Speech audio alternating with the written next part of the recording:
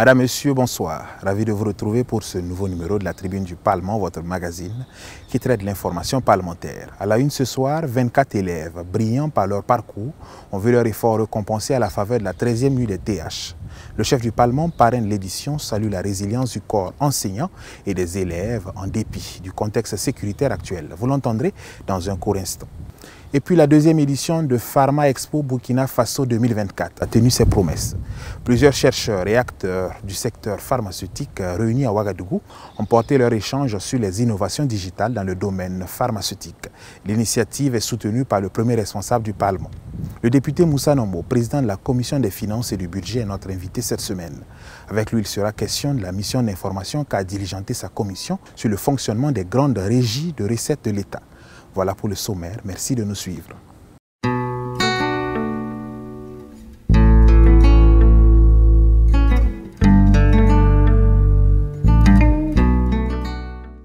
Tout d'abord, cette information avant de poursuivre. Le Dr Ousmane Bougouma, président de l'Assemblée législative de transition, a été désigné à la deuxième édition de la Grande Nuit du Patriotisme comme lauréat du Grand Prix du Patriotisme pour l'ensemble de son œuvre à l'édification d'un Burkina de paix et de solidarité. Il a été représenté à cette cérémonie par le troisième vice-président de l'ALT, Ousmane Diallo, pour recevoir son prix. Il est à noter également que le trophée du patriote de l'année pour la région du Centre-Sud a été attribué au député Éric Tapsoba. Plus de 20 prix composés d'attestations et de trophées ont été décernés à des personnalités et à des organisations des 13 régions du Burkina Faso pour leur contribution patriotique au retour de la paix et à la cohésion sociale, avec une mention spéciale aux forces de défense et de sécurité et aux volontaires pour la défense de la patrie. La 13e édition des TH, entendue par la Tableau d'honneur, a connu son apothéose le 1er juin dernier à la faveur d'un dîner gala en l'honneur de 24 étoiles, la saison 2022-2024. 24 élèves brillants par leur parcours scolaire se sont vus récompensés pour leur ardeur au travail et pour l'excellence de leurs résultats scolaires. L'Assemblée législative de transition était de la partie, avec son premier responsable qui a salué la résilience du corps enseignant et des élèves dans ce contexte sécuritaire difficile. Suivez plutôt. Ils sont au total 20 élèves issus des 13 régions du Burkina, brillants par leur parcours scolaire, à être honorés à cette 13e édition de la Nuit des Tableaux d'honneur, TH. Eric Setiou-Banga est le plus méritant d'entre eux.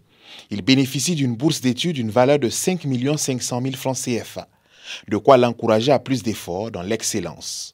C'est un sentiment de joie et je pense que c'est pour me permettre encore de me mettre plus au sérieux et toujours travailler, aller de l'avant pour rester toujours meilleur pour toujours. L'innovation majeure de cette édition est l'initiative de 4 prix spéciaux à l'endroit d'enfants de FDS tombés sur le champ de bataille qui se sont distingués par l'excellence de leurs résultats scolaires. Une action saluée par le chef du Parlement, parrain de la présente édition, qui salue la résilience du corps enseignant dans le contexte difficile de l'insécurité et du terrorisme. Cette édition montre à souhait une certaine maturité. Parce que malgré le contexte sécuritaire difficile, les promoteurs ont sillonné les 13 régions du Burkina Faso et vous avez constaté que toutes les régions sont représentées. C'est ici l'occasion pour moi de saluer cette résilience du système éducatif burkinabé et de saluer aussi le travail qui est fait sur le terrain par nos combattants, les FDS et les VDP, pour permettre à l'école burkinabé de rester debout. Créé en 2009, Tableau d'honneur TH est une initiative de l'association Burkina Impulsion, dans le but de promouvoir une éducation et une formation de qualité dans le milieu scolaire. Le docteur Ousmane Bougouma passe le témoin au docteur Jacob Yarabatoula, directeur de l'ENAM, pour le parrainage de la 14e édition. Les professionnels du secteur pharmaceutique, venus de divers horizons, et les étudiants ont durant 3 jours partagé leur expertise, échangé sur des idées novatrices et découvert les dernières innovations du digital en lien avec le domaine pharmaceutique. C'était en faveur de la 2e édition de Pharma Expo Burkina Faso 2024. Une édition placée sous le haut patronage du chef du Parlement burkinabé, le Dr Ousmane Bougouma. Le compte rendu est signé Anatole Nakoulma et Karim Sissé. Ce sont des acteurs du secteur pharmaceutique, réunis ici à Ouagadougou à l'occasion de la 2e édition de Pharma Expo BF 2024. Ils vont se pencher 3 jours durant sur le thème « La pharmacie à l'ère du digital ». Un thème jugé pertinent dans la mesure où, de nos jours, le numérique révolutionne les pratiques de la recherche, de la distribution des produits et de la gestion des données des patients dans le monde de la pharmacie. La pertinence du thème nous interpelle sur les défis et les opportunités que représentent les nouvelles technologies dans notre pratique quotidienne. Nous devons veiller à ce que l'innovation numérique soit utilisée de manière éthique et responsable dans le respect de la confidentialité et conformément à la réglementation en vigueur afin de garantir la sécurité et l'efficacité des solutions numériques en santé. Cette deuxième édition de Pharma Expo BF 2024 est placée sous le patronage du président de l'Assemblée législative de transition. Dr Ousmane Bougouma a salué les initiateurs pour la tenue d'un tel salon. Je voudrais remercier l'Ordre des pharmaciens pour ce thème, les encourager et surtout leur demander de réfléchir davantage à comment développer davantage la production au niveau local. Nous avons visité tout à l'heure les stands. On a vu qu'il y a quelques laboratoires installés au Burkina Faso qui produisent des produits pharmaceutiques et qui disponibilisent cela pour nos populations. Nous les félicitons et encourageons surtout les investisseurs de se tourner aussi vers ce secteur-là, la production des produits pharmaceutiques, parce que la souveraineté ne peut se faire sans souveraineté sanitaire. À cette cérémonie inaugurale, une exposition a permis aux invités d'avoir une idée sur les résultats des travaux menés par les chercheurs dans le secteur pharmaceutique au Burkina Faso.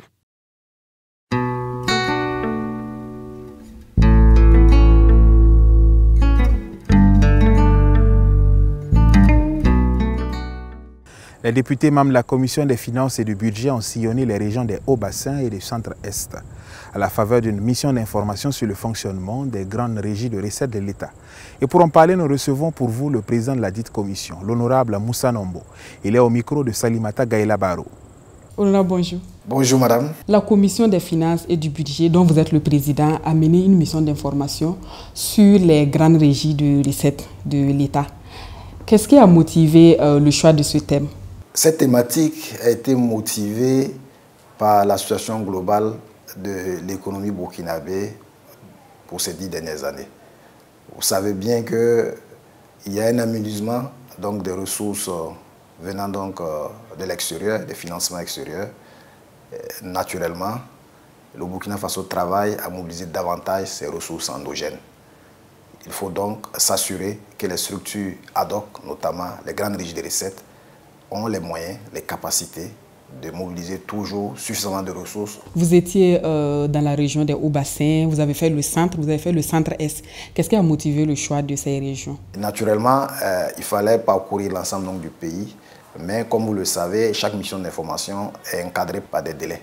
Et donc, c'est des délais de 2 semaines et par conséquent, il fallait faire des choix. Nous avons donc choisi 3 régions, la région du centre, d'autant plus que les directions centrales des différentes régies y sont. 90% des ressources sont mobilisées dans la région du centre. Pour la région donc, des Hauts-Bassins, c'est la zone économique de notre pays. Et donc, naturellement, elle est la deuxième pourvoyeuse de ressources pour notre pays. S'agissant de la région du centre-est, comme vous le savez, c'est une région qui fait face donc, à des frontières. Donc, il y a des cordons douaniers. Au regard donc, de la crise sécuritaire, il était important de savoir quel est l'impact de la crise sécuritaire sur ces structures de mobilisation de ressources, notamment les structures de la douane. Au terme de la mission, quel bilan faites-vous? Est-ce que vos objectifs sont atteints?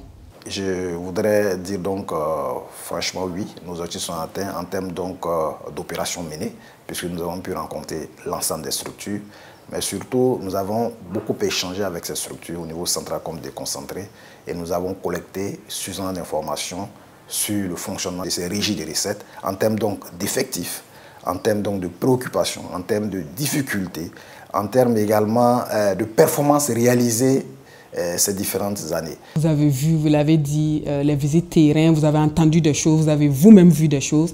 Est-ce que l'espoir est permis? Certainement. Nous avons compris que s'il reste possible d'accompagner davantage ces régies-là, à tous les points de vue, matériel, financier, également à les motiver davantage, Nous pensons que le Burkina Faso est capable de mobiliser davantage de ressources pour faire face à l'ensemble de ces défis, surtout en ce moment où on a besoin de beaucoup de ressources pour faire face à la crise sécuritaire et à la crise humanitaire. Honorable Nombo, la mission est finie. Quelle sera la suite? La mission opérationnelle est finie sur le terrain. Nous sommes en train de finaliser donc, les rapports, donc surtout les recommandations. Je vous remercie, Honorable, pour la disponibilité. C'est moi qui vous remercie.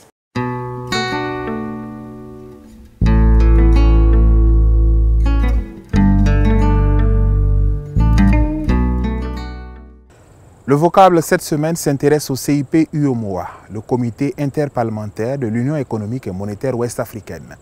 Quelle est sa mission, ses attributions et son mode de fonctionnement? Élément de réponse avec Honora Bationo, chef de service des relations publiques à l'ALT. Le comité interparlementaire de l'Union économique et monétaire ouest-africaine, en abrégé CIP UEMOA, est un organe de la Commission de l'Union économique et monétaire ouest-africaine, UEMOA. Le choix de l'appellation du comité interparlementaire en lieu et place de parlement reflétait en 1994 la volonté des chefs d'État de doter la structure parlementaire d'attributions consultatives. Le CIP contribue, par le dialogue et le débat, aux efforts d'intégration des populations des 8 pays de l'espace. Le CIP peut exprimer ses vues sous forme de résolutions ou de rapports. Il examine en particulier le rapport que le président de la commission de l'UEMOA lui soumet conformément aux dispositions du traité. Le CIP a innové en créant le Conseil parlementaire pour la paix, en abrégé CPP-UEMOA, et est devenu en Afrique de l'Ouest l'une des institutions les plus respectées en matière d'observation des élections dans les États membres. Les missions du CIP-UEMOA sont fondamentales dans le fonctionnement de la commission de l'UEMOA. Citons-en quelques-unes. 1. L'audition du programme d'action de la commission présenté par son président à la session ordinaire qui suit sa nomination. 2. Le rapport général sur le fonctionnement de l'Union annuellement présenté au CIP pour examen par le président de la commission. 3. Tous les mécanismes classiques de contrôle de l'exécutif en usage dans les parlements, y compris la motion de censure contre la commission, peuvent être utilisés. 4. L'examen du projet de budget de l'UEMOA par les 40 députés du CIP. Le CIP-UEMOA est saisi du rapport annuel conjoint de la Cour des comptes de l'UEMOA et des cours des comptes des États membres conformément aux dispositions du traité de l'UEMOA. Pour terminer, on retiendra que c'est le 27 mars 1998 que le comité interparlementaire de l'UEMOA a été installé officiellement par les présidents Yassine Eyadema du Togo et Alpha Oumar Konaré du Mali et a eu comme premier président M. Daoukou Perret, alors chef du Parlement togolais. C'est tout pour cette émission. Merci de l'avoir suivi.